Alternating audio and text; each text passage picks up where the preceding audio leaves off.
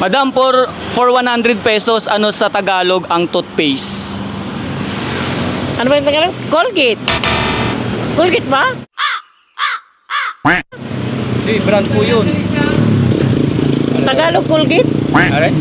Ano po sa Tagalog, sir, ang toothpaste? Toothpaste? Toothbrush?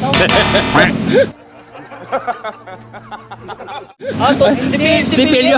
Tagalog yun, sipilyo. O, sipilyo po yun. Oh, sipilyo. Colgate. Yung toothpaste ang inaano niya lang, Colgate. Ano ba Tagalog doon? Ba, hindi ko ano ang Tagalog ng ano eh. Pas po, pas. Alam ko, toothpaste, Colgate yun eh. Brand po yun. Brand po. Ay, hindi ko alam yun eh. Pas po. Pas. Okay, sir. Sir, for 100 pesos, ano sa Tagalog ang toothpaste? Face.